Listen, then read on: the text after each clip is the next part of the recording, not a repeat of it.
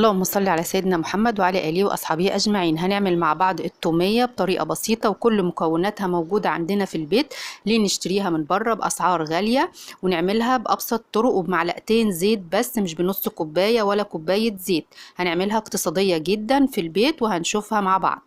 معايا في البداية 250 ملي من المية أو الكوباية اللي هي الإزاز أو المج لو احنا ما عندناش الأكواب المعيارية. هنحط مج كامل من المية، مية عادية من الحنفية، و3 معالق من النشا أو المي زينة. زي ما احنا شايفين المكونات بسيطة وعندنا في قلب البيت اهو.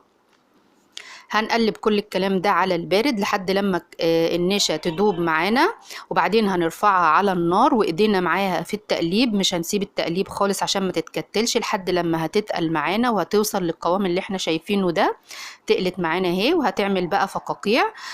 بعد ما تعمل فقاقيع كده معانا وهنلاقي القوام تقل ونزل كده من على الكسرولة بتاعتنا، هتحسوا ان هي اتزحلقت كده من عليها اهو زي ما احنا شايفين كده. القوام ده مظبوط. هنرفعها بقى من على النار وهنسيبها تبرد تماما، وبعدين هنحطها بقى في شفشة الخلاط او الهاند بلندر المتاح عندك اعملي بيه. هنحطها كده بعد ما تبرد زي ما احنا شايفين القوام بتاع النشا تقلت معانا. القوام ده مظبوط جدا.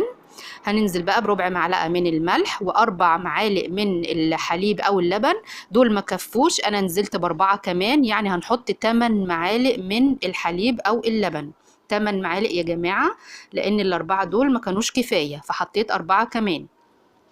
وفصين صغيرين من الثوم زي ما احنا شايفين. الكمية مش كبيرة علشان خاطر ما يبقاش طعمها لاذع معانا، والثوم قوي جدا. الفصين دول كويسين للكمية دي. معايا نص ليمونة هعصرها، نص ليمونة كبيرة. بعدين هنزل بمعلقة من الخل وهضرب الكلام ده كله مع بعضه بالهاند بلندر او في الخلاط وهتدينا القوام اللي احنا شايفينه ده. عشان نربط القوام ده هنحط معلقتين بس من الزيت زي ما احنا شايفين، معلقتين زيت بس مش اكتر. وهنضرب تاني لحد لما الزيت يخش في المكونات بتاعتنا، وبعدين بيكون القوام بتاعها تحفة يا جماعة زي ما احنا شايفين القوام. لو انت عايزة القوام خفيف هتزودي لبن، لو عايزة القوام كده هيبقى هتمشي على المقادير دي. زي ما احنا شايفين القوام يا جماعة تحفة تحفة تحفة، غير ما ان انت اللي عاملاها في البيت وبمكونات بسيطة جدا وسهلة. وزي ما شفنا مع بعض قد ايه هي بسيطة والقوام جميل جدا. تقدري بقى تفرديها على الشاورما او تحطيها على السندوتشات، جميلة جدا معانا.